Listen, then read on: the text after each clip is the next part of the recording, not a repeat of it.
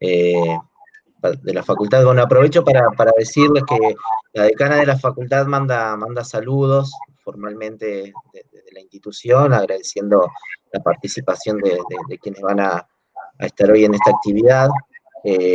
Bueno, esto surgió como una idea de poder, bueno, conectarnos en principio, como siempre, alimentando las redes, por un lado con un ciclo que vamos a hacer más largo, con mayores presentaciones, después como sabíamos que se venía el año encima y que un poco estamos todos y todas agotados de esta modalidad, digamos, ¿no? Que no hay muchas posibilidades más que hacer las cosas de manera virtual. Se había dado la posibilidad de leer el libro de Eugenia, entonces también conocía la publicación de Nemesio a través de Leonel del Prado, que fue otra de las personas que intervino para organizar esto. Así que bueno, nos decidimos y comenzamos con esta actividad. Hoy vamos a exponer en este evento, va a exponer primero María Eugenia Boito y Mateo Oviedo. María Eugenia Boito es investigadora del CONICET, dirige el Centro de Investigaciones, el primer Centro de Investigaciones de Comunicación de la Universidad Nacional de Córdoba y del CONICET, una unidad de doble dependencia. Es doctora en Ciencias Sociales, magíster en Comunicación y Cultura, comunicadora, trabajadora social también. Así que, bueno, Eugenia va a exponer sobre su libro, que nos va a contar cómo surgió esta publicación. Y también Nemesio Castillo, que es investigador de una universidad mexicana, que también nos va a contar un poco de una compilación que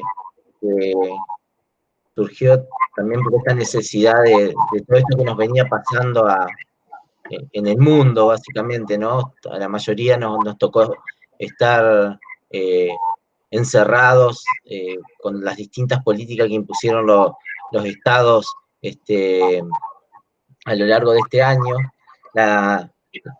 Nemesio es Castillo Viveros, es profesor investigador del Departamento de Ciencias Sociales y Trabajo Social de la Universidad Autónoma de Juárez, y la publicación se llama Reflexiones Conceptuales sobre el COVID-19, donde intervienen distintos autores de diferentes países fundamentalmente de Latinoamérica.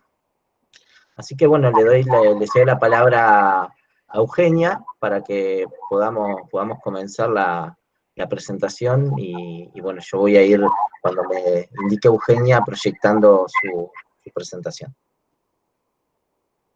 Bueno, adelante, Eugenia. Gracias, Marcelo. Hola a todos y todas.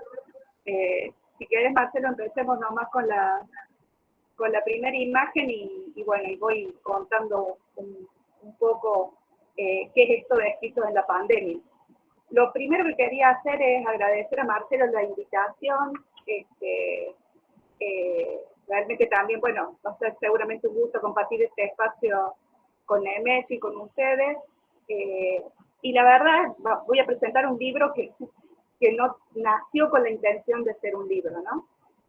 La verdad no pensé que los escritos de la pandemia, que fueron una necesidad que tenía en los primeros meses, estos escritos fueron reflexiones que traté de armar, que me salían, que me impulsaban a escribir en los primeros meses del confinamiento. Bueno, empezaron luego a dialogar con imágenes cuyo autor es Mateo, y esas fotos que vamos a ver en la presentación son tomadas en otra ciudad. Mis escritos son en Córdoba, en la segunda ciudad de la República Argentina en cuanto a cantidad de población. Las fotos de Mateo son de Entre Ríos, de otra ciudad de nuestro país, y mis escritos fueron en los meses de marzo y abril, y las fotos de Mateo fueron también, incluyeron junio y julio, pero de eso va a hablar él. También este libro, digamos, se fue armando a partir de la tapa que hizo Juan José Bartolomé, que es un dibujo que ustedes ven, que es el arte de tapa del ebook, que realmente me pareció que de alguna manera expresaba esta especie de mundo en burbujas que se iba generando durante estos meses, ¿no? Y después, Silvina Mercadal, una investigadora de la Universidad de Villa María, fue quien realizó un epílogo a este libro, que no nació, como decía, con intención de ser un libro, pero me parece que fue un espacio donde pudimos de diferente manera pensar en imágenes y retomar algunas imágenes y ponerlas en contrapunto y hacerlas dialogar con textos. Por eso en la presentación me parece que va a ser interesante que veamos también los pies de foto que ha trabajado de manera detallada Mateo, con un intento de anclar el sentido de la fotografía. La presentación va a tratar más o menos de seguir algunas cuestiones que tiene el libro, porque el libro está compuesto por 9 apartados. Esos apartados tienen muchos links, porque yo a medida que iba escribiendo, tratando de huir, digamos, de la rutina mediática que nos iba señalando de manera fanática la cantidad de casos y demás, el libro está compuesto por links porque y remite al link porque lo que quería dejar de alguna manera era registrado qué estaba pasando en esos meses, ¿no? Así que, bueno, voy a empezar por la primera fotografía de Mateo titulada Otoño, y voy a referir no aquí tanto al libro, sino a una intervención que hicimos junto con Marcelo y Vanina Paparini en la Universidad Nacional de Córdoba, y voy a rescatar una partecita de la intervención de Vanina para implicar y poner en tensión qué implicó el otoño en contexto de pandemia. Ahí nos reunimos en la Facultad de Ciencias de la Comunicación, Marcelo, tía Belén Espos, junto a Vanina Paparini, y Vanina decía esto, que quiero compartir con ustedes. Esto empezó en otoño, ¿no? Y Vanina se preguntaba: la propia cuarentena genera condiciones peores para resistir el virus, porque comemos peor, porque nos quitaron el sol, que es otra fuente de inmunidad.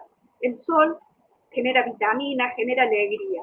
Nos quitaron la sociabilidad, que genera alegría, y tenemos menos defensas para curarnos. Por eso decía, ¿qué estamos pensando como salud? ¿Podemos pensar la salud de otra manera? ¿Podemos pensar las consecuencias que tiene el encierro en la gente que está peor, que es el que vive el día a día, el cuentapropista, el pequeño comerciante, que cada día ve disminuir su calidad de vida, por lo tanto se va debilitando y a la hora de recibir el virus va a estar peor? Y vamos a estar más tristes, más cansados y más agobiados. ¿Cómo estamos pensando la salud? ¿Cómo se está pensando esto? Una posibilidad es tratarnos como a niños y darnos órdenes. Otra es tratarnos como sujetos responsables que podemos entender, darnos información clara y prepararnos. Me parecía que otoño, esta imagen, junto con esta intervención de Vanina, nos hacía recordar cuándo empezó todo esto hace 9 meses atrás, cuando no hizo falta la declaración de un estado de sitio en nuestro país para que se diera el aislamiento social preventivo y obligatorio. ¿Puede ser la otra imagen, Marcelo? Bueno, aquí lo que traté de hacer es retomar un link del libro y una fotografía realizada por Mateo, ¿no? Me parece que un eje fuerte en todos estos meses ha tenido que ver con un proceso de infantilización con relación a las poblaciones que hemos visto a partir por un lado, del crecimiento del poder de los ejecutivos, ¿no? No sé cómo habrá sido en otros lados, pero seguramente no muy distinto que acá. El contexto de pandemia lo que hizo es que la política deviniera una especie de espacio de administración de los hombres y de las cosas, o de los hombres como cosas, un espacio de gestión más que de debate, y un fuerte reforzamiento de los ejecutivos a la hora de tomar decisiones, con debilitamiento de los otros poderes. En la noticia que ustedes ven ahí, la fecha, vemos casi un oxímoron, ¿no? Porque hablar de policía y cuidado es casi algo que hace bastante ruido, pero digo, aquí lo que vimos en contexto de pandemia fue que a más de 30 años de democracia, en este contexto de excepción, entre comillas, aparecía la policía y el ejército dando de comer en los lugares más pobres de nuestro país, ¿no? Entonces, me parecía muy interesante poner estas imágenes en relación, porque más bien justamente pondría en signo de pregunta la cuestión del cuidado, porque lo que vimos muy fuertemente es que ni siquiera los sujetos más pobres se podían reunir para comer, sino que efectivamente, ¿no?, era el ejército el que llevaba las raciones de comida.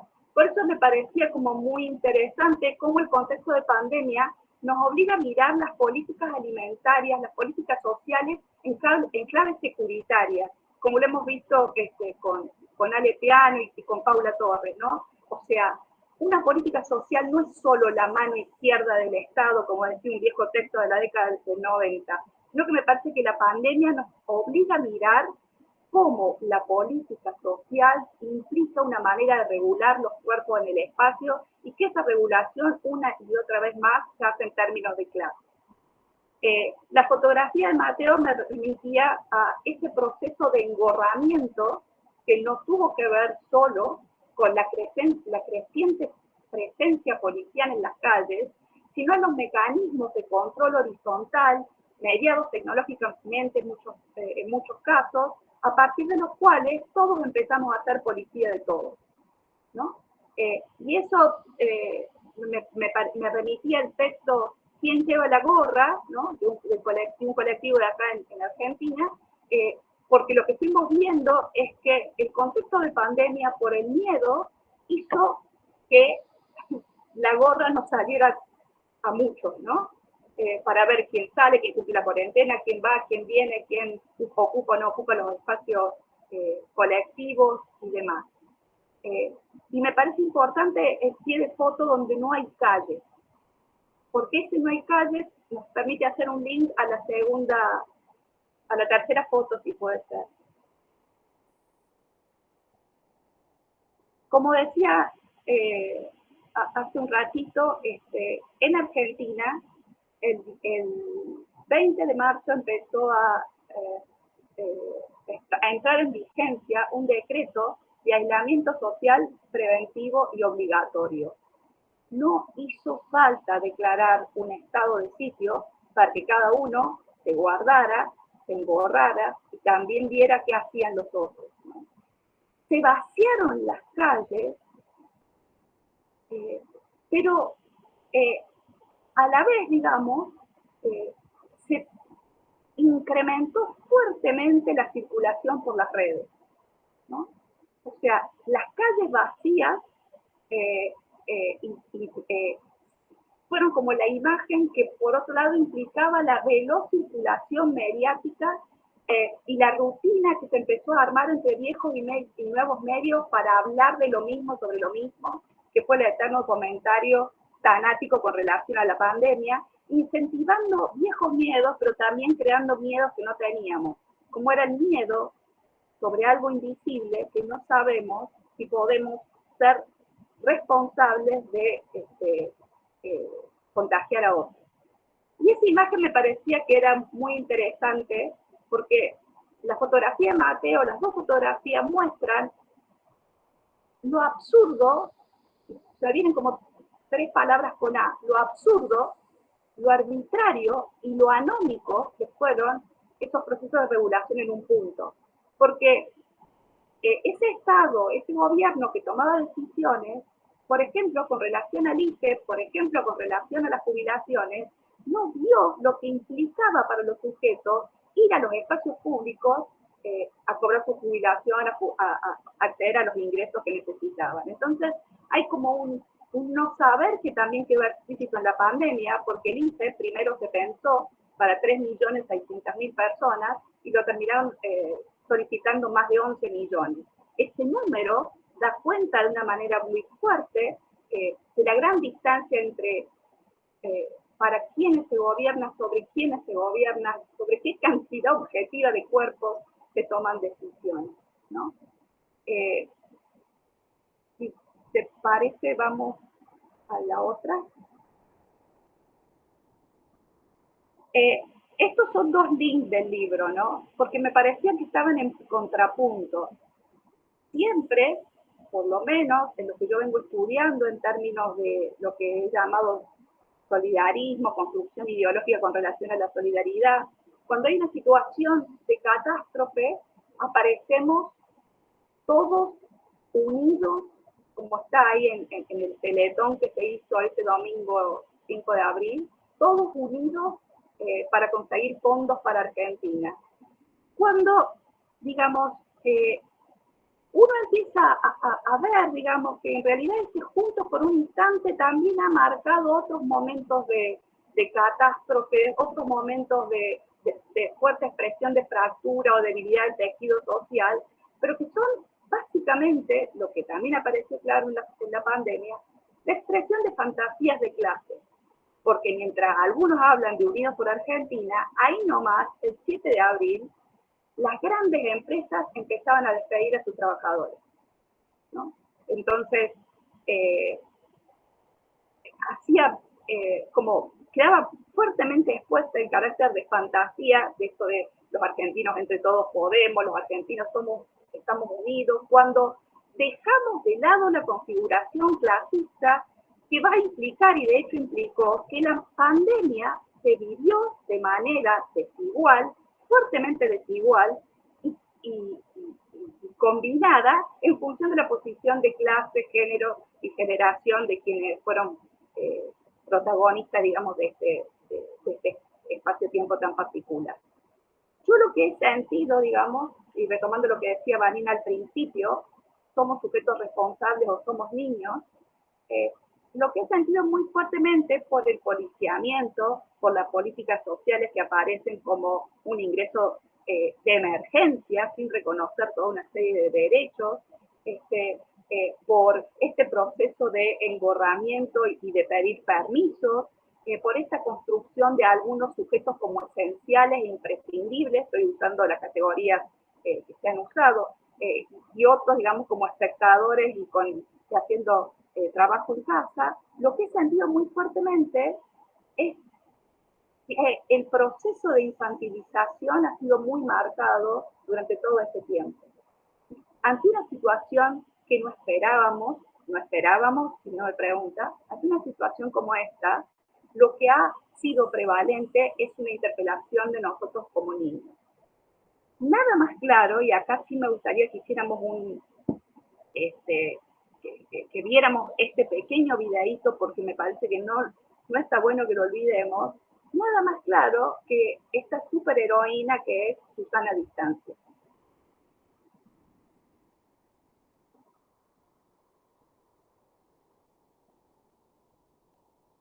Una heroína llegó a un municipio en el Estado de México.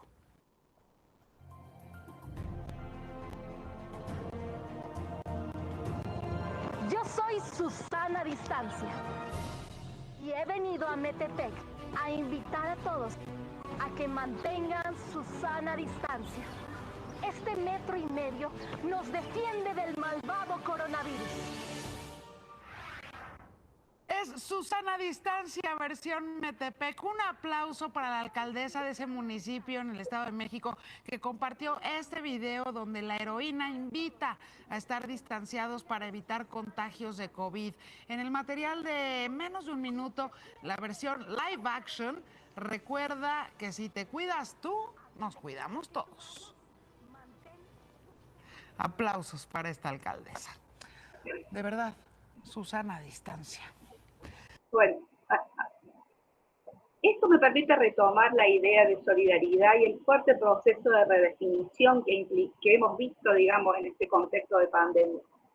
Si antes la solidaridad mucho tenía que ver con una especie de fantasía de clase, donde yo soy solidario más que por el otro, por mi responsabilidad social, por caridad cristiana, por la imagen que quiero de mí, por la responsabilidad social de la empresa o lo que fuese.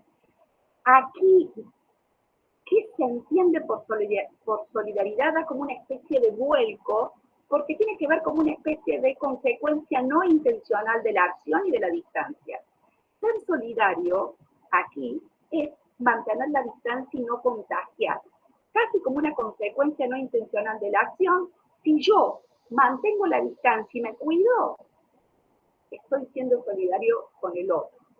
Es muy curioso incluso que se use también algunas expresiones metafóricas como viralicemos la solidaridad, como que vendría a ser como una especie de virus bueno, y este virus que nos separa, esta solidaridad viral que nos separa a uno de otro, o viralicemos la responsabilidad, que se han usado bastante en las producciones de este tiempo. Bueno, vamos a la otra, si querés. Bueno, a mí esta fotografía de Mateo me impresiona mucho, y lo que simplemente quiero decir es que según clase, género y generación, la pandemia ha implicado forma de malestar psíquico, físico, social, desigual y de diferente intensidad. Empezamos esta presentación hablando del sol. Algunos ni siquiera un espacio de sol tenían, porque no es lo mismo la pandemia en un edificio de departamentos, no es lo mismo la pandemia en una casa sin hacinamiento, no es lo mismo la pandemia en un espacio rural, no es lo mismo para un viejo en un geriátrico, no es lo mismo para un niño que se queda sin los espacios escolares. Y este proceso de infantilización que veíamos simplemente hace un rato con esta heroína es solo una muestra del esto no puede parar, vamos a seguir al coste que sea, ¿sí? Sin pensar o sin ver que los sujetos somos cuerpos y que las pantallas implican la desmaterialización de esa modalidad de encuentro, y que seguramente para los viejos y para los niños el cuerpo, la materialidad del cuerpo es fundamental al momento de ir configurando sus identidades y también a ir recibiendo los cuidados, que es muy difícil a través de una pantalla o una barrera de plástico. Vamos a la otra, si te parece, Marcelo. Bueno, esta imagen son de los links del libro, ¿no? Ustedes los que ven ahí pueden leer los pies de foto. Es cómo se preparaba Italia, por un lado, con la llegada del verano, o sea, ya anticipando, ¿no? Cómo iba a ser el verano, y por otro lado, los sin calle, los sin techo, que ni siquiera calle tenían, sino que estaban en un estacionamiento al pie, digamos, de los sueños del consumo y del capital que es en Las Vegas, ¿no? Manteniendo de una manera perversa esta especie de cuadrado, cada uno en su cuadrado, ¿no?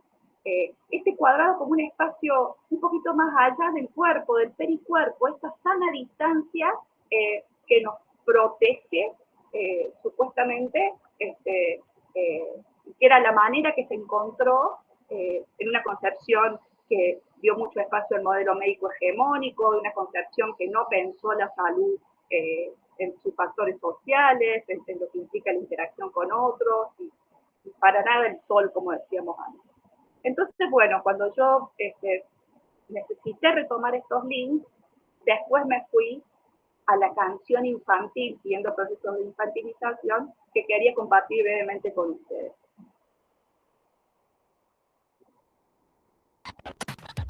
¡Atención! Porque aquí llega el baile del cuadrado. Cada uno en su cuadrado, cada uno en su cuadrado, cada uno en su cuadrado, cada uno en su cuadrado, cada uno en su cuadrado, cada uno en su cuadrado, cada uno en su cuadrado, cada uno en su cuadrado. Y voy de lado a lado, cada uno en el cuadrado, lado a lado, cada uno en el cuadrado, saltando en el cuadrado, saltando en el cuadrado, saltando en el cuadrado, saltando en el cuadrado, saltando y giramos, saltando y giramos, saltando y giramos, saltando y giramos, nadamos en el cuadrado, nadamos en el cuadrado, nadamos en el cuadrado, quedamos ahí. nadamos en el cuadrado. para mí la hipótesis de infantilización que ha quedado expuesta en el trato, digamos, de las autoridades vía los permisos, vía los héroes y el resto, que miramos lo que hacen los héroes que pueden ser los médicos que aplaudimos, los héroes que pueden ser los policías que aplaudimos, los héroes que pueden ser los epidemiólogos que nos dicen qué debemos hacer. Ha sido como una constante que me lleva mucho a pensar, a más de 30 años de democracia, lo necesario que es una interpelación en términos de mayoría de edad ciudadana al momento de hacer frente a esta situación. Bueno, pasemos a la próxima. Me parece que en un punto la pandemia implicó nuevos miedos, implicó nuevas pobrezas, que somos profesores hemos visto, por ejemplo, cómo la virtualización implicó la pérdida y la caída estrepitosa de las matrículas. La pandemia vino a reforzar viejas desigualdades, creó nuevas e hizo visible otras que ya existían, ¿no? Pero me parece que justamente el pie de foto de estos dos pies de foto nos muestran o nos permiten pensar dos cuestiones muy interesantes, ¿no? Nómades hubo en pandemia y antes de la pandemia, ¿no? Y no los veíamos y tampoco los seguíamos viendo, por un lado. Y por otro lado, ¿qué hay de este, y lo podemos decir, qué hay de este momento particular del capitalismo donde esta producción de virus no es producto del azar? Donde, ¿cómo generamos lo que comemos? ¿Cómo gastamos el agua? ¿Cómo vivimos en las ciudades? ¿Qué hacemos con los residuos? Etcétera, etcétera. Va generando e implicando reorganizaciones fundamentales con el agua, con la tierra, con los otros. Entonces me parecía que tanta pantalla nos lleva al riesgo de ver la extinción como un espectáculo, ¿no? Como que anestesia nuestra piel y está el riesgo de pensar de que puede seguir pasando de manera natural, ¿no? Entonces, me parecía que justamente esta imagen del barbijo tan cerca de la boca, de que nuestros orificios sean peligrosos, de que nuestra apertura y cierre con el mundo sea resguardada, es un riesgo que se va transformando cuando lo sentimos como nuestra piel, ¿no? Cuando sentimos que estamos desnudos y salimos a la calle sin barbijo, cuando sentimos el peso de la mirada social acusatoria si salimos sin él, ¿no? Entonces, el riesgo del barbijo vuelto piel, el riesgo de la sana distancia como algo natural, me parece que implica una tremenda regulación de nuestra sensibilidad, que es, como hemos venido trabajando un tiempo esta parte, para muchos de nosotros es como el botín de guerra, ¿no? Del presente, ¿no? ¿Qué sentimos? ¿Qué nos afecta? ¿Quién es ese otro? ¿Qué rostro tiene ese otro? ¿Tiene rostro para mí o no? Bueno. La próxima. Porque estas dos noticias, me parece que la imagen y el texto justamente nos plantean la tremenda contraposición, ¿no? ¿Cuántos quedaron sin trabajo con la pandemia? ¿Cuántos consideraron que el salario es un privilegio? Muchos de nosotros hemos escuchado eso, y me parece que lo interesante es pensar, digamos, cómo el salariado implicó, como división en las clases trabajadoras, que la pandemia fuese vivida de manera distinta según la existencia o no del salario, ¿no? Entonces, sin electricidad, sin redes sociales, sin vías rápidas de circulación de la información, seguramente la pandemia hubiese sido otra. Quienes sí tenían que salir a las calles, quienes sí no tenían ningún seguro de salud, quienes incluso hicieron movilizaciones para pedir alcohol en gel y medidas de protección, fueron estos trabajadores de aquellos que lograron en este tiempo del capitalismo vinculado a las redes las mayores concentraciones de ganancias en este periodo, ¿no? Entonces, estos trabajadores sin contrato, sin ningún tipo de regla de juego, absolutamente expuestos, esperando la suerte de una posibilidad de circular por la ciudad, me parecía como muy emblemática la fuerza que hacía el texto con la fotografía, ¿no? A mí me parece, y siempre lo digo esto, que es una frase que me gusta mucho, que qué se desea, hasta dónde se desea, qué se piensa, hasta dónde se piensa es producto de luchas generacionales, de las derrotas y los triunfos, ¿no? Entonces, si nuestros abuelos soñaban la sociedad sin clases, nuestros padres lucharon y soñaron por las vacaciones pagas, aquí lo que vemos es la desesperación por un trabajo en las condiciones en las que fuesen. Y ahí me parece justamente que es un tremendo no reconocimiento de clase pensar que el salario es un privilegio y que bueno, menos mal que lo tenemos y el resto ya se verá, ¿no? Eso fue como digo, una tremenda condición de posibilidad de que para mí la pandemia se haya vivido a puertas cerradas, con niveles de violencia hacia adentro, que haya sido fuertemente una especie de encerrona de violencia que, bueno, después se traduce en estadísticas, ¿no? Que, como bien decía Benjamin, bueno, es catástrofe, no es un dato. Bueno, la última. Esa frase de Fernando Sabino tuvo que ver con lo que queríamos hacer desde la Facultad de Ciencias de la Comunicación de la UNC cuando empezamos a hacer un ciclo con Belén Expo, ¿no? La frenada vino desde fuera, pero si a partir de esa frenada creamos la condición de exposición de este presente, como bien lo ha planteado usted, como bien lo ha planteado Preciado y demás, aparece mínimamente la condición de posibilidad de autónomamente pensar qué queremos hacer, ¿no? La nueva normalidad es como una especie de nueva fantasía, ¿no? Me parece que merece un signo de pregunta. ¿Volver a la antigua normalidad? ¿Eso queremos? ¿Una nueva normalidad? ¿Eso queremos? ¿Qué era normal a lo que queremos retornar? ¿Qué es lo nuevo a lo que nos queremos habituar? Me parece que, como dice en el libro, citando a un poeta,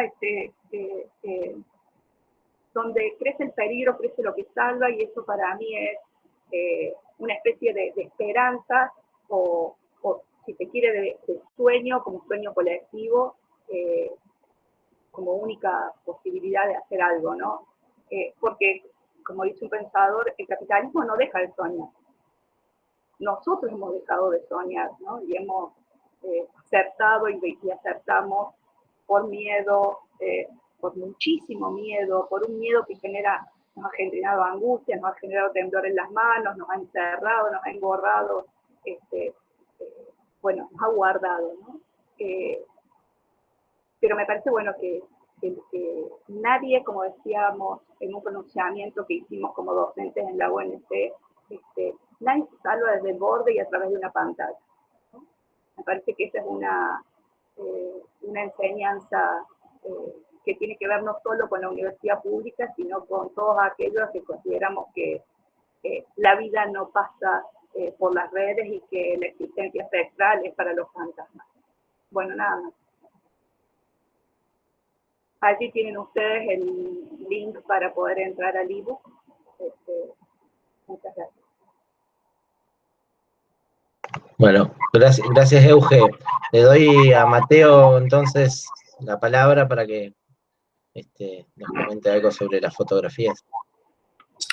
Bueno, yo les puedo contar un poco lo que sentí, o sea, cómo fue para mí sacar fotos en el comienzo de la pandemia, que era como todo súper raro para todo el mundo, todo. yo justo estaba en Uruguay antes que arranque la cuarentena, entonces cuando volví me guardaron 15 días obligatoriamente. Y sí que, o sea, igual que todos, creo que entré como una situación la primera semana, un toque ahí media panicosa. Vivo en un depto que eh, tiene un balcón recopado, pero no deja de ser un depto de un medio monoambiente. Y después, no sé, qué sé yo, no sé, me relajé, pasaron los 15 días y salí a laburar. Yo laburo de fotógrafo en un diario acá, que se llama Diario Uno. Entonces, siempre fui trabajador esencial, prensa. Al principio era como salir a la calle, era la oveja negra de todo el mundo que estaba guardado, y a la vez a mí me resultó súper placentero. La ciudad era para mí, para poquitos. Tenía carnet para andar, para circular, la policía me paraba. Yo vivo acá en Paraná, Entre Ríos, que es un pueblo grande. Nos conocemos muchos y bueno, a mí me tienen refichado. Entonces la cara me paraba, me veía la cámara, me veía la cara y ya está, digamos. Una sola vez tuve como un entredicho con la Policía Federal, que es un poco más heavy, pero después no ha pasado más nada. Entonces, bueno, desde ese lugar es que yo anduve sacando fotos. Los primeros meses de pandemia en Paraná no hubo casos, o sea, los casos llegaron súper más tarde.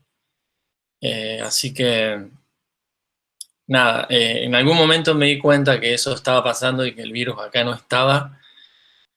Y yo sentía más libertad aún, digamos. Me cuidaba, alcohol en gel, barbijo, qué sé yo, qué sé cuánto, pero a la vez con el tiempo me fui dando cuenta que, a lo que voy, al principio era, no sé, nos daban alcohol en gel para tirarle a la manija del auto, a la llave del auto que usamos para andar, para la cámara, contra el diario, un quilombo. Bueno, todo eso se fue perdiendo.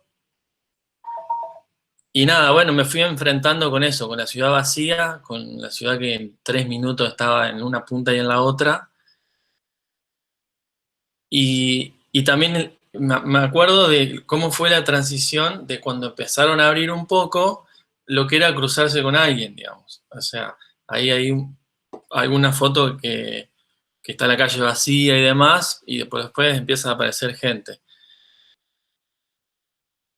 Algo muy raro, muy extraño, como que de repente todos desconfiábamos de todos, mis amigos también.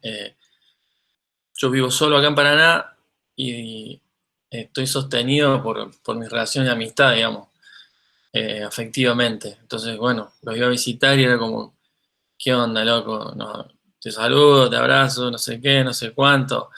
Mirá si vos que andás en la calle, qué sé yo. Bueno, eso fue los primeros meses y recién, no sé, no me acuerdo bien, pero no hace mucho que aparecieron los primeros casos. Y si bien sí hay gente que ha muerto de COVID y demás, Paraná nunca fue así como una ciudad álgida ni de contagios ni de situaciones raras. O sea, no encontré fotos así eh, de situaciones de hospital y demás. En los hospitales no podemos entrar, o sea, hay que hacer todo un protocolo, que es un quilombo que ni siquiera se hace.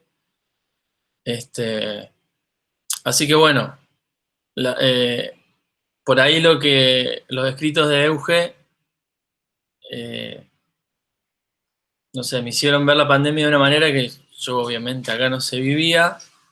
Y bueno, intenté con el material que fui recolectando buscarle la vuelta y darle un sentido, ponerle imágenes a esas palabras que son recontra contundentes, esas ideas. Y igual lo que escribió Silvina, que es súper zarpado, una manera de ver las cosas que yo no tenía, digamos. Así que bueno, vienen más o menos, las fotos vienen de ahí, de una situación de muy para adentro, pero no sé, con cierta libertad y tranquilidad no sé, yo no estaba viendo la pandemia como el fin del mundo o que, no sé, sentía que me iba a morir o que me iba a enfermar al toque ni nada. Hay un par de fotos que les tengo mucho cariño, que es ese Nómada de la pandemia, que fue el primer día que salí, apareció ese loco con ese colchón y el perro y el cartel del COVID al lado. Acá es una ciudad chica, no pasan muchas cosas, es difícil cosechar así imágenes, no sé, de ciudades más grandes donde suceden más cosas. Así que bueno, nada, eso, contarles eso y agradecerle a la EUGE por la convocatoria, Marcelo por armar esto y coordinar, y a mi amigo Juanjo por el dibujo de la tapa, que es un volado el Juanjo. Gracias, Mateo. Te comento algo, a mí me impresionó mucho la foto cuando vas entrando, que está por ahí por la llave de Paraná, me parece que es, Sí, donde está la policía. Porque bueno, yo viviendo en Santa Fe, también como trabajador esencial, por la radio fui varias veces y la primera imagen que tenías cuando ingresás desde Santa Fe es esa. Una fila de policías que te pedían 3 veces la documentación. Una cosa muy loca. Muy sí, al impresionante. principio o sea, la interacción de la cana era heavy, heavy, heavy. Por ahí, a mí lo que me pasaba era que portaba la cara, digamos, me conocen y es chico y como que o sea, me veían todos los días, o sea, era absurdo. Pero esa imposición al principio era como que, che, no. De hecho, qué sé yo, había un horario de laburo más o menos diurno y demás, y de noche no andaba nadie, y tampoco, y yo tenía ganas de salir a sacar fotos de noche también en esa onda, y por ahí, bueno, revisaba ahí qué onda, a ver qué onda la cana con esto, y qué sé yo. Era así, como un operativo sobre toda la ciudad, y encima que no sé, estaba vacía, no había casi circulación de nada. Eh, Nada, también intenté, no sé, poner alguna foto del otoño y eso como que contextualizar y también, no sé, un manto de piedad. Por ahí, tal vez, confieso acá, me quedé con ganas de agregar alguna que otra foto más de esa, porque eso también pasó en la pandemia y no sé, pasaron cosas lindas. Hay imágenes lindas también de todo este quilombo. Gracias, Mateo. Para la próxima. Gracias, Mateo. Nemesio, cuando quieras. Sí, muchas gracias. Bueno, Mateo, si me permites, perdón, Marcelo, si me permites presentar bueno, te envié la presentación, ¿verdad?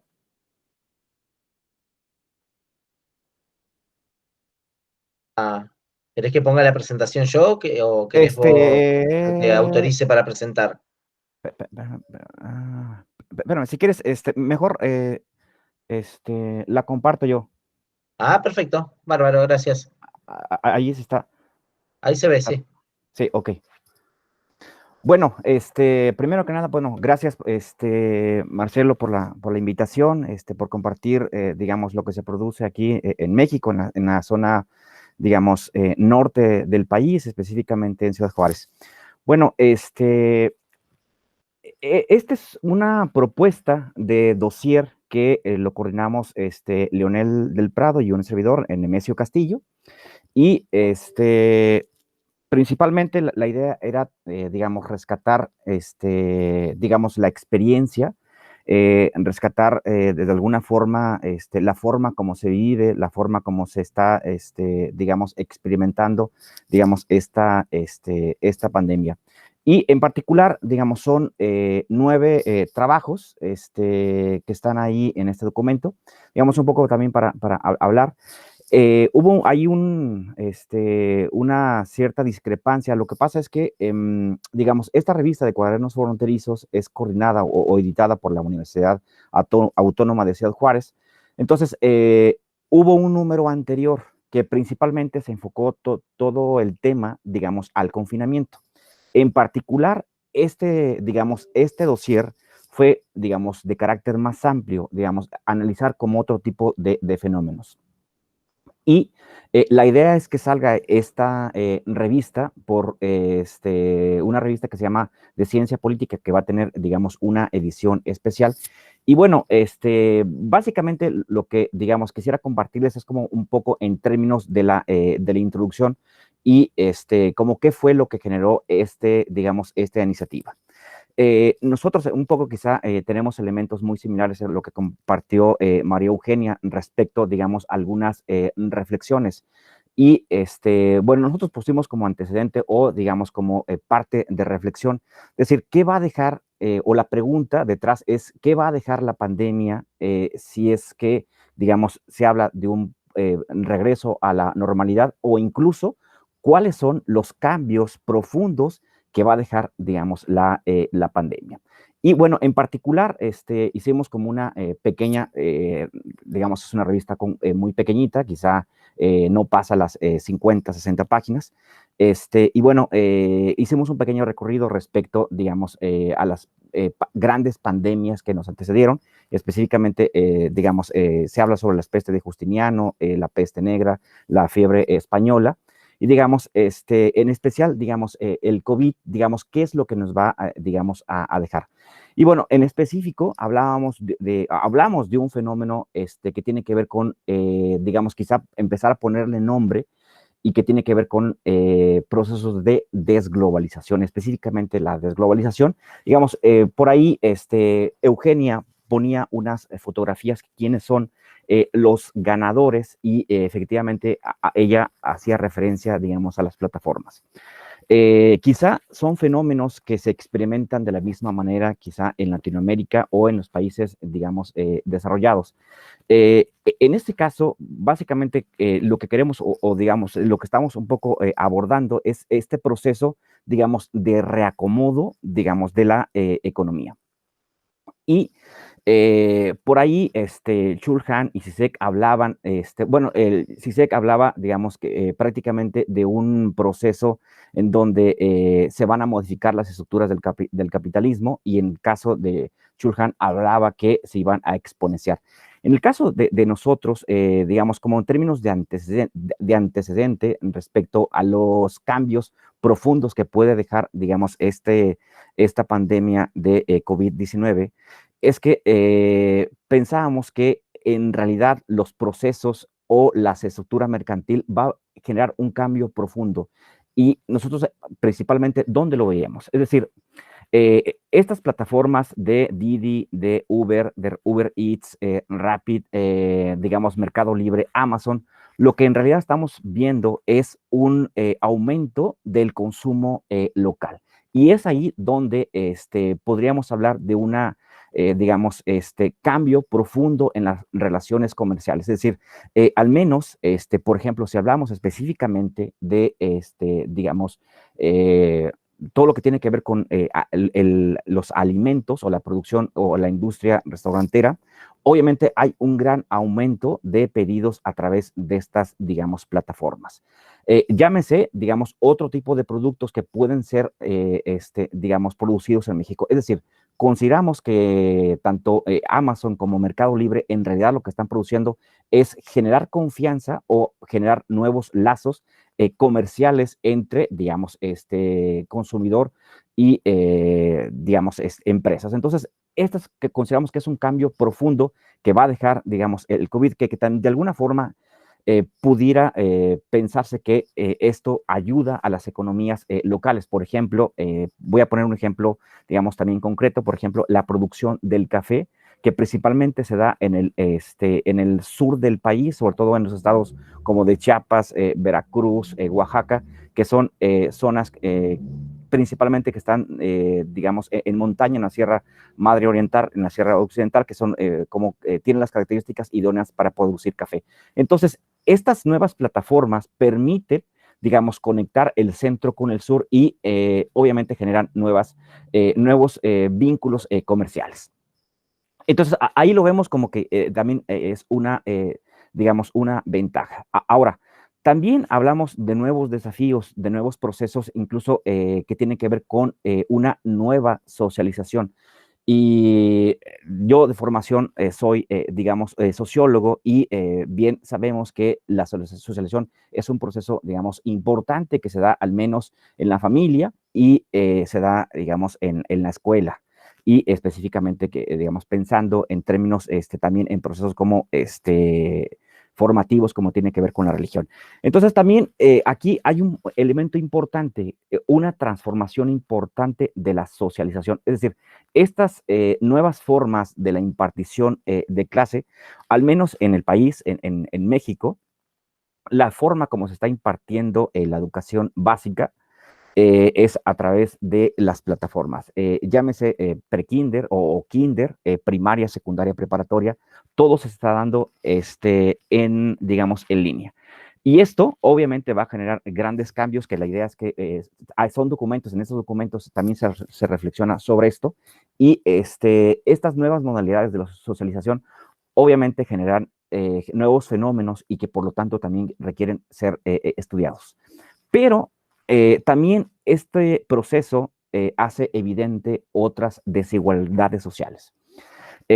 Aproximadamente en el país son cerca de 20 millones de mexicanos. Y bueno, aquí digamos, la discusión es qué pasa con aquellas ciudades o aquellos pueblos que están en zonas serranas donde el acceso al Internet, digamos, no existe, incluso más complejo, donde ni siquiera se tiene luz eléctrica. Es decir, entonces, la pandemia genera un gran desafío. Prácticamente llevamos alrededor de 8 meses, el semestre, digamos, el semestre pasado y este semestre se está impartiendo de manera en línea. Entonces, son grandes retos que abren, digamos, un tema importante que tiene que ver como entender cuáles son, digamos, estas áreas que tienen que ver al Estado. Lo que sí, digamos, se deja de claro es que tanto para la sociedad como para el Estado se vio rebasado considerablemente. Entonces, esta es un área, digamos, importante. Otra de las cuestiones importantes es, digamos, que se reflexiona respecto a las, digamos, a los fake news o las noticias falsas, que incluso considero que también el propio Estado mexicano ha sido producto o ha producido, digamos, también tipo de noticias. Al inicio de la pandemia, Hugo López-Gatell, que es el subsecretario de Salud en México, decía que el uso de cubrebocas no tiene, digamos, un efecto importante, digamos, en cuanto a la prevención de la propagación del virus. Y curiosamente, después fue cambiando su discurso y ahora, digamos, dice que es fundamental y es necesario también el uso del cubrebocas. Entonces, son una serie de, digamos, de información que también, obviamente, produce descontento en la población. Otro de los elementos, digamos, importantes es respecto al número de contagios y respecto al origen del virus y al número de muertes.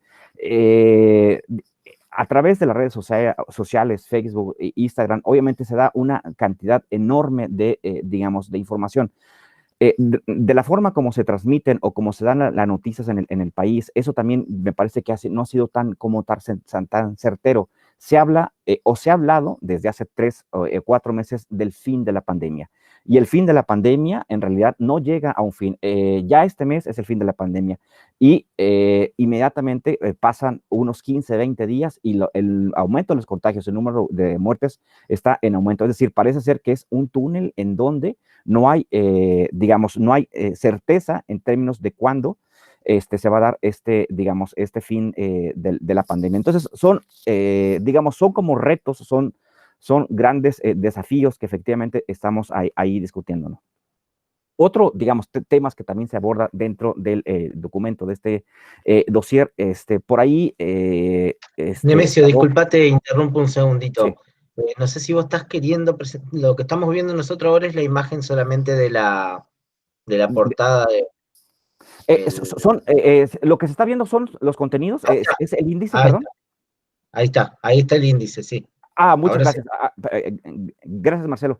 Sí, otro de los puntos, digamos, que ahí también están como, se discuten dentro del dossier, digamos, lo que CISEC hablaba respecto a que el tema del confinamiento está siendo o había sido más efectivo en aquellos países que tenían como una historia de carácter, digamos, autoritario. En el caso mexicano tiene una particularidad de manera especial. Andrés Manuel, que es digamos, el presidente, hablaba que los estados o los departamentos tendrían que tomar los propios criterios, es decir, Andrés Manuel está en contra del toque de queda o de cero tolerancia, es decir, entonces hay una cierta flexibilidad y que quizá esa flexibilidad hace que, digamos, la propagación del virus pudiera ser mayor o menor dependiendo el estado. Otra cuestión también ahí interesante es, en México, desconozco, en Argentina se estableció digamos, en los estados, en los departamentos, un sistema de semáforos. Y aquí hay una paradoja interesante. Los estados que están al sur, que son los más pobres del país, específicamente Veracruz, Chiapas, se habla que están en color verde. ¿Cómo es posible que los estados en color verde sean los más pobres? Es decir, ¿por qué pasaría ese tipo de circunstancia cuando los estados que tienen, digamos, una economía mucho más estable, que serían los estados del norte, todos están en rojo? Es decir, eso implicaría que hay grandes restricciones respecto a la circulación, respecto a la asistencia a restaurantes, respecto a la asistencia a cines. Entonces, también eso quiere decir que estos estados, uno de los, digamos, elementos importantes que hay que discutir es que si la gente decide hacerse la prueba o incluso si la gente decide ir al hospital a hacerse, digamos, a internarse. Estos estados, por lo regular, tienen, digamos, si en el país hay una gran, digamos, una gran angustia respecto al hecho de que ir digamos, al hospital, es probable que, digamos, no regreses. Entonces, eso también nos da elementos, es decir, en realidad, la gente no se está haciendo pruebas, el Estado no tiene lo suficiente número de pruebas, ni tiene los recursos y además, la gente no va, digamos, a hospitalizarse. Entonces, ahí eso es una, digamos, una cuestión, digamos, importante. Entonces, hay grandes desafíos que están ahí tomándose en cuenta. Otro de los desafíos importantes es el tema del trabajo en casa. Y que, bueno, eso permite crear nuevos lineamientos respecto a una legislación específicamente que regule y permita nuevas formas. Por ejemplo, en el caso de profesores universitarios o profesores, digamos, de nivel básico, tuvieron que comprar, digamos, una computadora, tuvieron que contratar internet. Obviamente son implicaciones o son gastos que los asume directamente, digamos, el trabajador. Entonces, estos son nuevos desafíos. Ahora, la gran pregunta es, hay que pensar que si el proceso de enseñanza, aprendizaje, tiene las mismas características como en el aula. Entonces, obviamente, digamos, hemos sufrido, digamos, uno está experimentando grandes procesos de angustia respecto a si se da ese proceso de enseñanza-aprendizaje, porque uno, acá, por ejemplo, se trata de, digamos, hay una serie de discusión respecto a que si los estudiantes tienen o no que prender su cámara. Entonces, acá se recomienda que no se prenda la cámara respecto a que hay una cierta, digamos, intromisión al ámbito privado respecto a que uno puede percibir en dónde vive. Entonces, también eso es otra cuestión. Uno a veces habla y no sabe si se está dando precisamente este proceso de, digamos, enseñanza-aprendizaje. Bueno, entonces, sin extenderme, básicamente, digamos, esto es un poco lo que refleja este documento. La idea, este dossier, la idea es posteriormente, cuando ya esté impreso, compartirlo y, bueno, seguir generando nuevas discusiones y a lo mejor pensar en un futuro edición de un libro que pudiera ya tener como más elementos respecto, digamos, al análisis y discusión, porque bueno, aún no hay certeza si es que ya salimos o incluso si la vacuna efectivamente va a generar grandes cambios respecto a la disminución de contagios y de muertos. Bueno, Marcelo, básicamente eso quería compartir sin la intención de extenderme. Muchas gracias, Marcelo. Gracias, Nemesio. ¿Puedes dejar de presentar si te parece? Así Sí, claro. volvemos. Bárbaro, ahí está, ahora no. Bueno, como habíamos comentado, si quieren hacer preguntas a quienes expusieron, yo aprovechando que está Silvina también, ¿no? Euge, por acá estaba.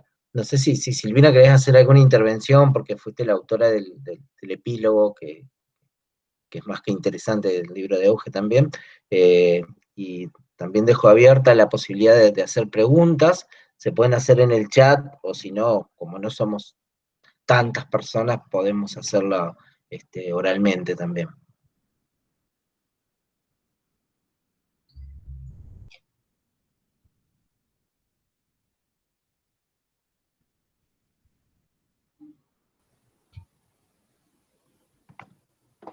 Pueden intervenir, ¿eh?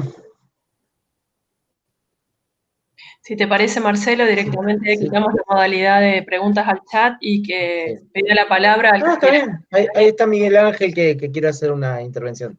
Adelante, Miguel.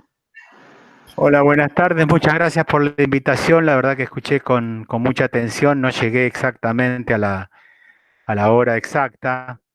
Y me pareció muy interesante todo, sobre todo las diferencias sociales en esta pandemia, que es una cosa tan significativa como se ha vivido. Lo interesante es que yo lo que estoy observando, digamos, yo hace tiempo que me ocupo de esto, tengo un programa todos los días a las 5 de la tarde sobre esto en Facebook, después lo subo a YouTube, que se llama Reflexiones al Sur de la Pandemia. Cerca de 200 programas tengo ya, lo voy siguiendo. Hay una cosa muy interesante en esto, ¿no? Cuando prácticamente no había contagios, jugábamos a la película de ciencia ficción y a la distopía. Ahora que estamos en plena distopía, estamos mirando para otro lado. Es una cosa interesante del comportamiento humano. Nosotros tenemos 200 muertos por día. Ya no son 400, pero es un cromañón por día que estamos acá en la Argentina.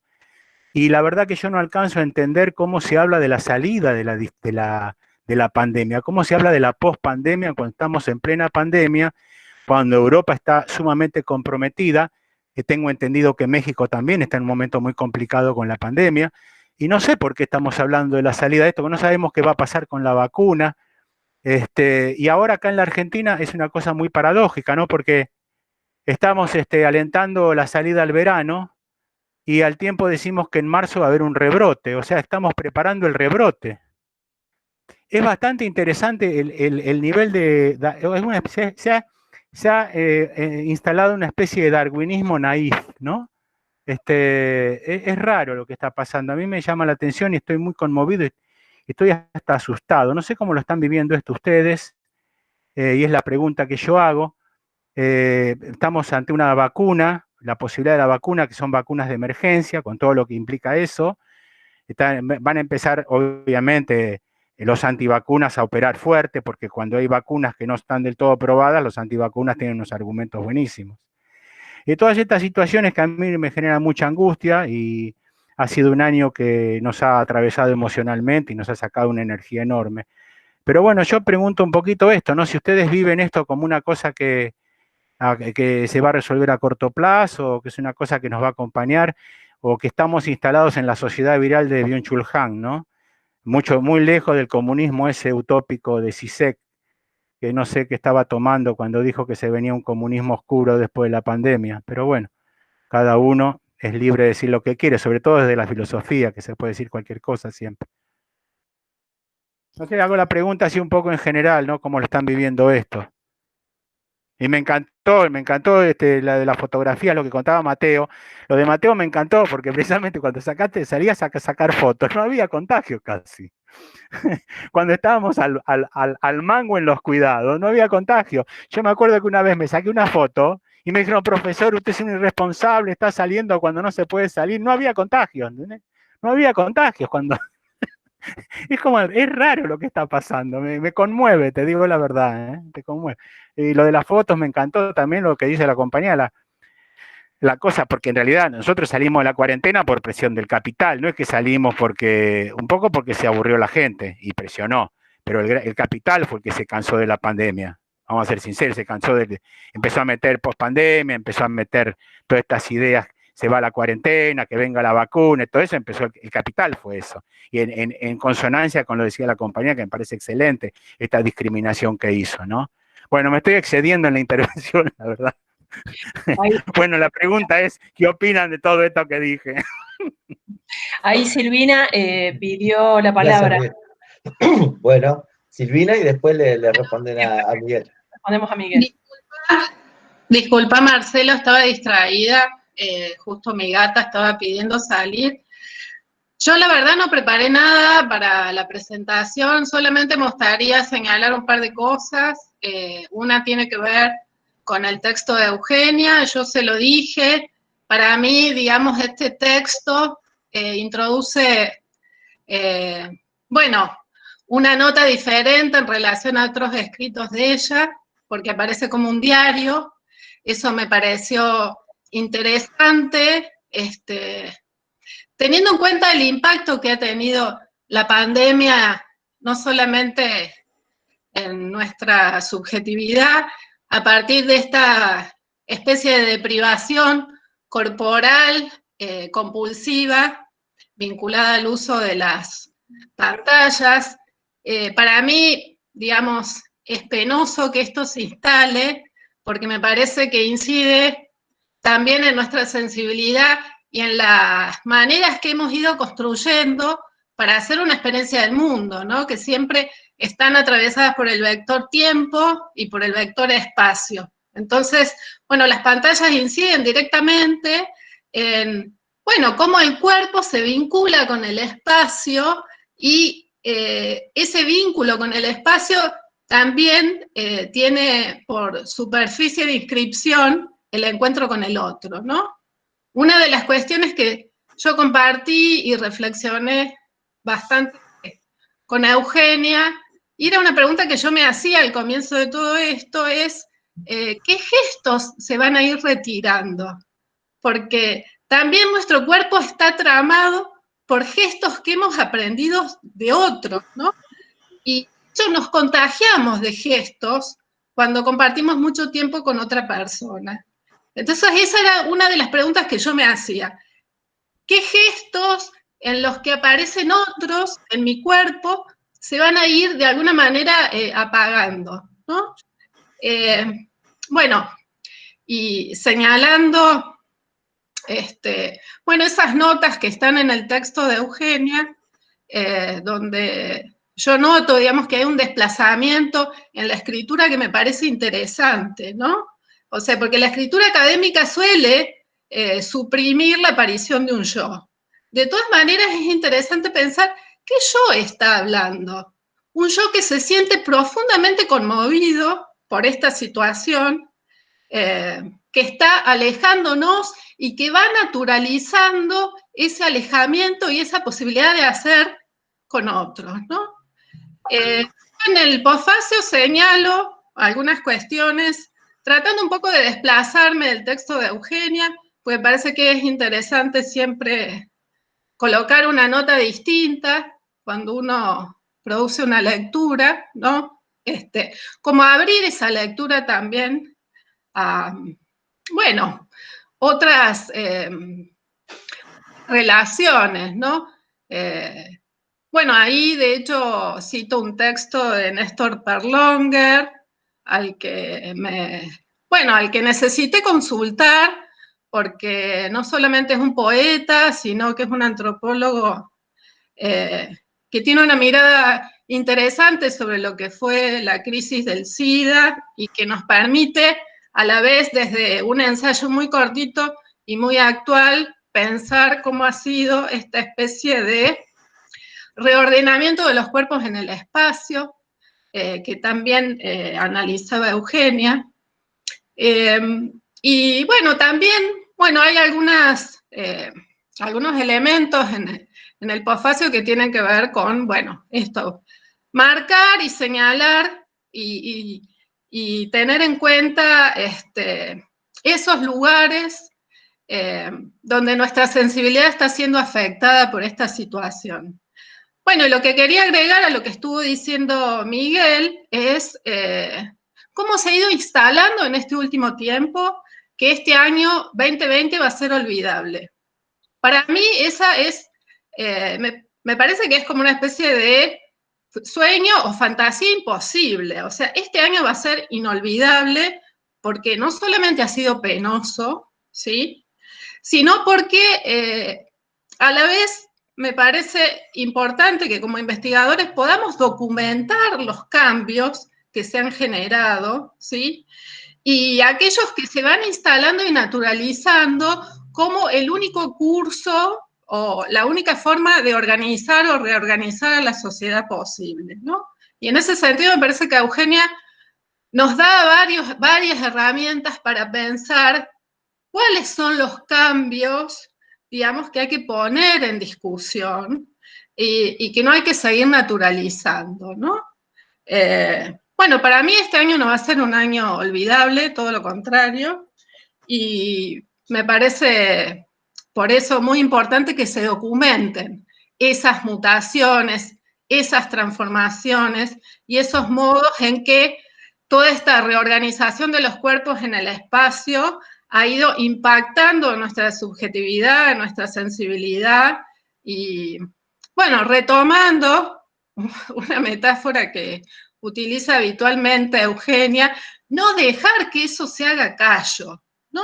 O sea, estar alertas y seguir, bueno, con los sentidos, en la medida de lo posible, despiertos frente a eso que se quiere ir naturalizando, ¿no? Bueno, me parece interesante como disparador lo que decía hace un momento Miguel, también en relación a cómo hay como una especie de insensibilización en relación a lo que nos resultaba más amenazante al principio de la pandemia, ¿no? El conteo de las muertes, bueno, todo esto que aparecía como una especie de mantra al interior de los medios, se ha ido apagando, se ha ido desplazando del centro de la atención pública y del centro de la agenda mediática. No quiere decir que se haya desplazado del horizonte de los problemas, ¿no? Y otra cuestión, como por último, que me parece que no hay que olvidar, es que esta situación pone en agenda la situación catastrófica y la experiencia histórica catastrófica a la que nos empuja el capitalismo, que parece ser una racionalidad económica que no tiene límites, no tiene ninguna clase de límites, ¿no? Mientras se pueda seguir consumiendo y mientras, por otra parte, se vuelva al espacio público para trabajar, parece que no hay un horizonte que haga posible, bueno, en realidad esta es también otra cuestión que sería importante empezar a pensar, que haga posible dibujar otros horizontes, ¿no? Bueno, eso, nada más. Bueno, le damos la palabra ahora a Nemesio, que tiene que retirarse, y después no sé si Eugenia, vos querés contestar la pregunta de Miguel, o Miguel, si tenés problema en volver a retomarla y replantearla para todos. Y luego Juan quería también hacer una intervención. Bueno, gracias, y sí, me disculpo porque me citaron ahorita en la universidad. Y bueno, respecto a lo que comenta Miguel, digamos, a este proceso que en realidad son, digamos, los empresarios que tuvieron que, digamos, insistir en ese sentido, se está privilegiando lo económico respecto a digamos, a la salud. Bueno, ahí sería, yo creo que sería un tanto paradójico, Miguel, y por cierto, yo a veces te he escuchado por ahí por YouTube. Bueno, Miguel, yo digo que hay que ser un poco más preciso respecto a esa discusión. porque me parece que no podemos ver a los empresarios solamente como malos. Es decir, tendría que discutirse como mayor profundidad. El término, si uno pensaría qué es lo que produce riqueza en una reflexión, digamos, de corte marxista, y es el trabajo. Entonces, pues obviamente la idea es que sí, digamos, no podemos cerrar plenamente la economía. Es decir, aquí el punto es de qué forma tendríamos que pensar a cerrarla. Es decir, pensar en una estrategia mucho más certera, mucho más precisa, y no podemos pensar en esta idea de capitalistas cerdos, malos, sino, digamos, uno tendría que pensar ahora sí en términos de economía política, es decir, ¿cuáles serían, digamos, las medidas adecuadas, certeras, concretas, que nos permitirían pensar de una forma distinta a la pandemia? Entonces, ahora sí tendríamos que precisar de manera clara. A mí me parece que en este momento estamos viviendo, digamos, grandes procesos de incertidumbre y, digamos, de pérdida de certeza, es decir, porque los estados ni siquiera tienen claro, digamos, qué es lo que sigue o qué es lo que va a pasar. Entonces, yo diría que habrá que, digamos, precisar y ser un poco más, digamos, como más claros respecto a solamente privilegiar lo económico y solamente privilegiar la salud. Es decir, tendría que haberse, pensarse en un equilibrio y ahora sí, en procesos de diálogo, de análisis, en donde intervenga el Estado, intervengan los especialistas y pensar la pandemia de una forma distinta. Básicamente es lo que quería compartir. Muchas gracias. Y bueno, me disculpo, me voy a quedar unos momentitos, pero me disculpo. De hecho, me voy a llevar en el auto ahí el celular. Gracias y hasta luego. Muchas gracias, Nemesio. Bueno, no sé si Eugenia querés responder o Miguel, y si no, Juan había pedido la palabra. Si quiere hablar Juan y después seguimos. Perfecto, Juan, te escuchamos.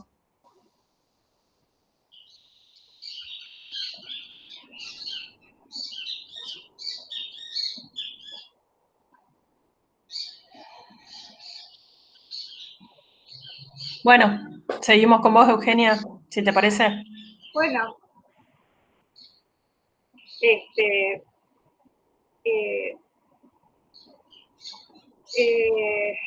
a ver, yo como dije antes, no quería, nunca pensé en que este tiempo terminar haciendo un libro, ¿sí?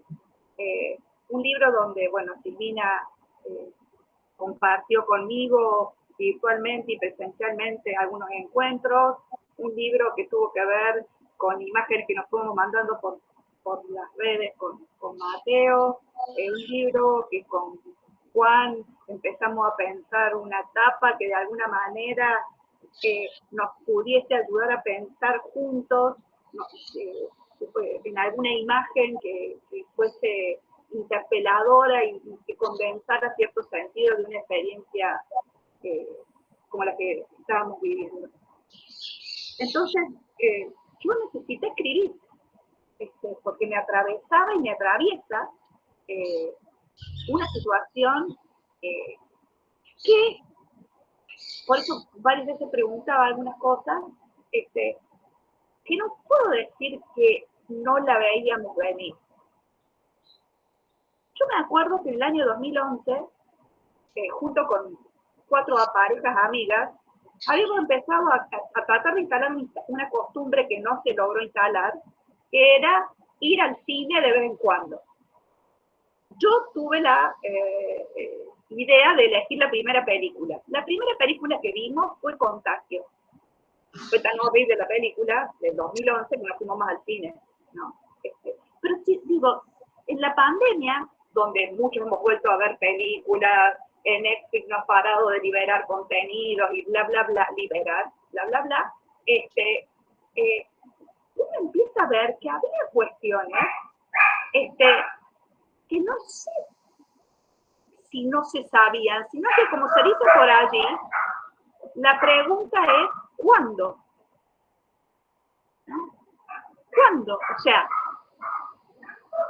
¿qué sorpresa podemos tener a partir de, yo ahí sí creo en una crítica al hueso al capitalismo, aunque no tengamos respuestas, y eso será un problema, pero una crítica como profesores, como docentes universitarios, bueno, el viejo ejercicio de la crítica ideológica. ¿Por qué pasan las cosas como pasan? ¿Por qué el desarrollo del capitalismo ha implicado que se ha configurado en carne y hueso de nuestra sensibilidad? Entonces, las maneras de producir, las maneras de vincularnos con el agua, con el aire. Mateo hacía alguna pregunta por ahí como muy interesante. ¿Qué hay con este barbijo y esta costumbre que estamos teniendo de tener el barbijo en la boca? ¿No? El capitalismo ha implicado, por ejemplo, que hay aplicaciones gratuitas y que el agua se pague. Digo, ¿no? Esto que naturalmente ni siquiera lo tematizamos. Entonces, yo, digamos, por un lado la pregunta era ¿cuándo? ¿No? Entonces, digo, no podía haber sorpresa en un marco de un desarrollo científico-tecnológico que todo lo ha vuelto una carrera ahora con la locura de las vacunas, con todo lo que genera eso. A ver, cuando recién empezó la pandemia, y estoy tratando de recordar, estábamos todos con esa cuestión idílica que vuelven los animales, que vuelven a lugares donde no estaban. A ver, la carrera de la pandemia ha implicado cantidad de basura, cantidad de materiales descartables, tortura y crueldad animal. O sea, no podemos no ver eso. No lo sabíamos, no nos damos cuenta, no hay inocencia. Entonces, por un lado, digamos, es una cuestión del cuándo, me parece. Por otro lado, para mí, esto, si queremos pensar en un camino nuevo, el desafío es cómo asumirnos y empezar a construir con otros otras posibilidades sociales de estar juntos. Porque cada vez más estamos más separados o juntos algunos con algunos.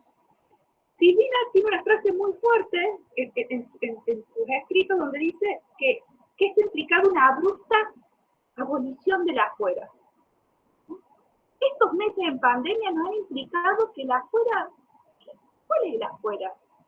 ¿No? Este es un robo tremendo de una posibilidad de salir, de estar con otros, de interactuar, y también la pandemia ha hecho que vía las redes hayan sido abolidas, remitiendo al texto redes y paredes, por ejemplo, vía las redes hayan sido abolidas algunas paredes, pero a la vez afuera no paran de crecer los muros. Y como cada uno va andando en su círculo de encierro y de su entorno de clase y ahora sanitario, etcétera, etcétera, no lo ve o no le importa. Entonces, el problema es con quiénes nos sentimos identificados. O sea, ¿con quiénes podemos construir un nosotros? ¿No? Yo en el escrito decía que qué idea de yo soy otro podríamos encontrar después de la pandemia, donde yo cada vez más yo. ¿No? Entonces estos procesos cada vez nos vuelven una encerrona de nosotros mismos con nosotros mismos. ¿No? Entonces, no sé, en primer lugar, como digo, yo necesitaba escribir porque necesitaba dejar algún tipo de registro de este mes que se estaba viviendo. Por eso termina en puntos suspensivos, porque también creo que la acción con otros es punto suspensivo.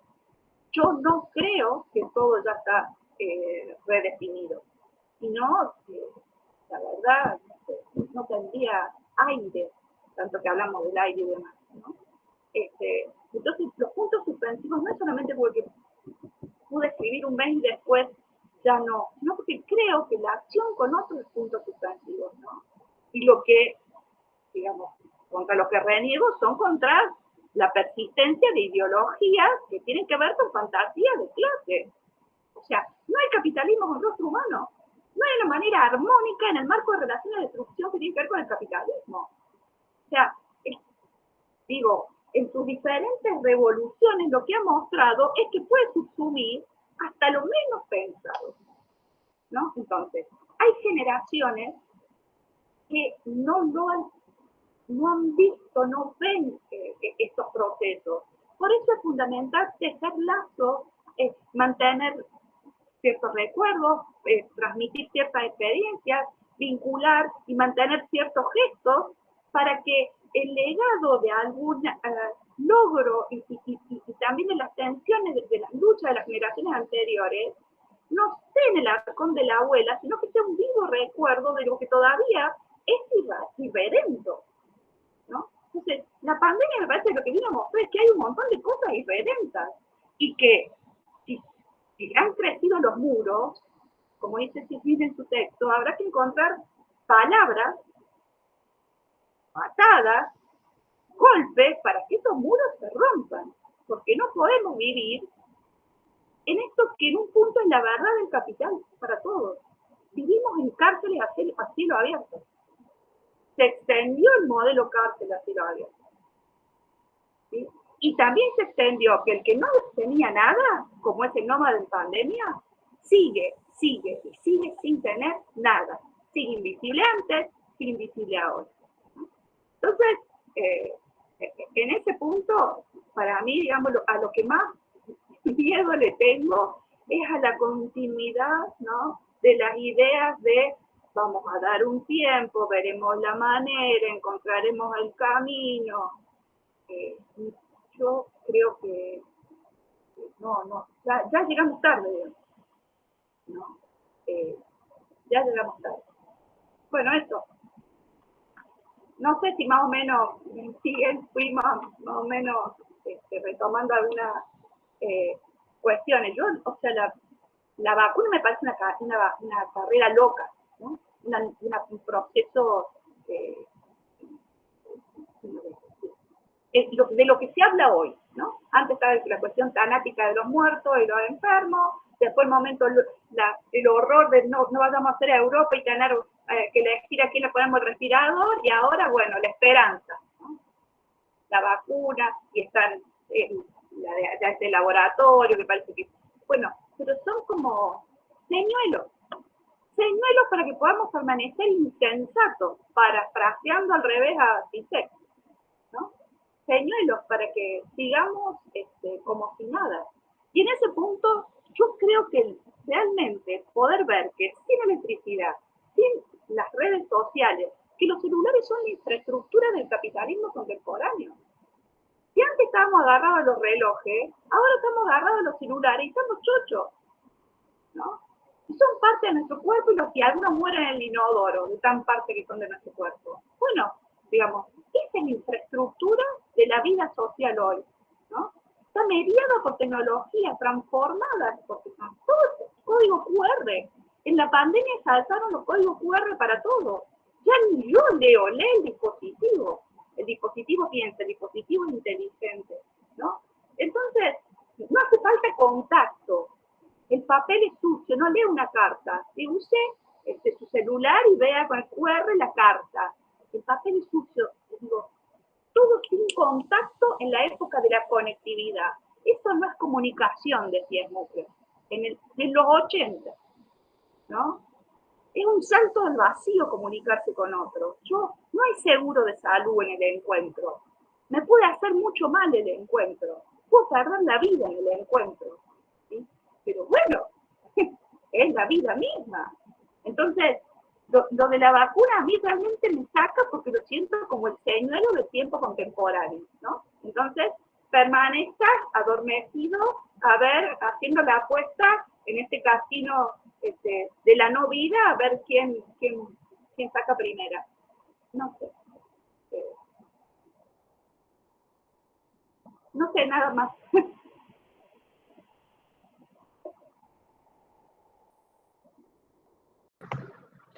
Está silenciada. No, decía, gracias Eugenia. Y Miguel, seguís con la mano levantada, no sé si querés decir algo. No, yo quedó la mano levantada, en realidad parece una cuestión tecnológica, ¿no? Como en el registro de la exposición de María Eugenia. Yo no fui la mano. Pero no, en realidad yo estoy en una gran consonancia con María Eugenia, ¿no? En lo que está diciendo. Porque uno siempre, yo del comienzo de la pandemia, lo cité a Polanyi, ¿no? O sea, nosotros tenemos una sociedad que va detrás de la economía. Y como vamos detrás de la economía, nunca nos podemos poner adelante de la economía y decir qué economía vamos a usar para hacer una sociedad. Este es el punto. Entonces, va a traer la economía. Y bueno, consumo, lo que dijo también Silvina, ¿no? Es decir, estamos atrapados por el capitalismo, esto es así. Y todo implica que esto se sale y va a haber más capitalismo, como decía más Byung-Chul Han que Zizek, por supuesto. O sea que yo tengo y lo de las vacunas, vos fíjate qué interesante, María Eugenia, yo tengo un compañero de cátedra, Sergio Piñoli, que trabajó esto, que la vacuna empezó un poco después de la pandemia y trasladó la atención. Viste que nadie habló ya del cuidado, que es el centro, para mí sigue siendo el cuidado de las personas, por sobre todas las cosas, por eso es el gran aporte del género a este problema, ¿no? El cuidado de las personas, el cuidado de la vida, el cuidado de la naturaleza, por encima de todo. Y la vacuna, bueno, que vaya acompañándonos ahora, vamos todos a irnos de vacaciones, a contagiarnos bien, y vamos a volver contagiados para que se produzca un rebrote y nos vamos a dar la vacuna. Es una locura total desde el punto de vista de la misma planificación de la salud. Bueno, yo estoy totalmente de acuerdo contigo, María Eugenia, la verdad me encantó tu exposición. Hubo momentos realmente que era para hacer ¿sí? Una cosa así de hinchada. Y por supuesto, siempre a Marcelo agradecido por estas invitaciones que me hace. Y los extraño tanto, porque todo el contacto. Yo me muero por ir a Entre Ríos, me muero por ir a Santa Fe, me muero por ir a Tandil, me muero por ir a Reta, me muero por tocarlos y tocarlas. Me muero por eso. La verdad que me es un desasosiego enorme, ¿no? Además, uno dice, ¿dónde querés irte? A París, no, a Paraná me quiero ir, ¿no?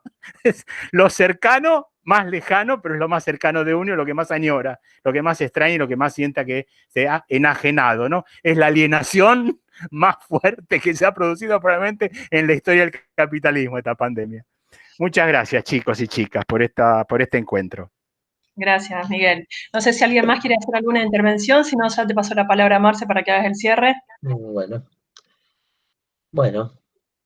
gracias Miguel. Bueno, emocionante, ¿no? Esto que decías al final, la verdad que creo que el largo estado de excepción que implica la pandemia ha significado un secuestro de nuestra experiencia de interacción personal, ¿no? Pero corporal sobre todo.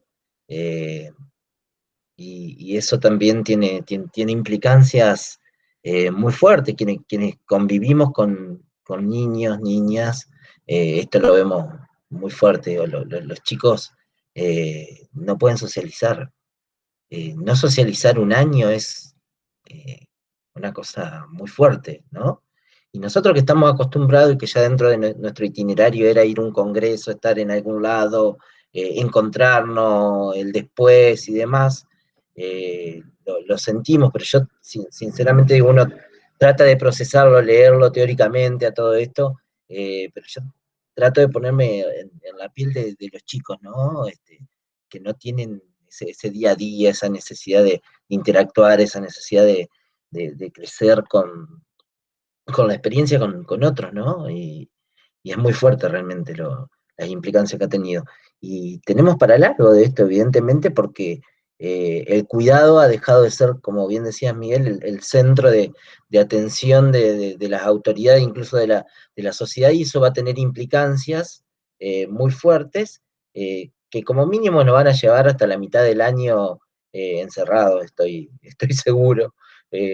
No es una buena no es una buena expresión para un final de año, pero creo que nos va a encontrar muy parecido a lo que fue el inicio de marzo, con un poco de miedo, solo que con mayor evidencia de contagios encima, ¿no? Cuando nosotros arrancamos el marzo, que nos encerramos por prevención, no sabíamos cuándo iba a llegar, es más, lo veíamos como una cosa que iba a ser algo de los porteños, tal vez, de alguna que otra ciudad grande, pero de repente se empezó a trasladar al interior y empezó a producir esto que ha producido. Así que, bueno, bienvenida a todas las reflexiones, te agradezco mucho, Euge.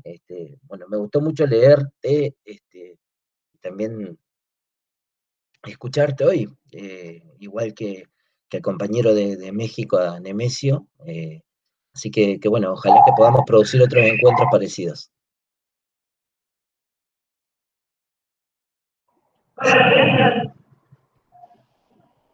Bueno. Gracias a todos. Y los saludos, un cariño a todos. Bueno, Muchas gracias. Gracias. Damos el cierre entonces y bueno, seguramente organizaremos algún otro encuentro retomando el programa de Miguel Ángel, las reflexiones al sur de la pandemia, que está todos los días a las 5 de la tarde por su canal. Así que y a las 10 de la noche, se repite en Spica Online. En serio. Muy bien. A las 10 de la noche una radio del sur de la provincia del sur de Gran Buenos Aires que repite a las 10 de la noche en Spica Online. Si entran a mi muro van a ver el link donde está la radio, que es una experiencia, porque este año pasé a trabajar en dos espacios, en dos radios, o sea que yo ayer no me acordé, pero yo también tenía que festejar mi día de comunicador social, porque empecé a ser comunicador social en la pandemia, entre las reflexiones de la pandemia y las radios, soy un comunicador social. Bueno, los quiero muchísimo, chicos, ustedes lo saben. Nos vemos. Gracias. Gracias a todos por estar y bueno, ojalá nos podamos encontrar en otra oportunidad. Muchas gracias a todos.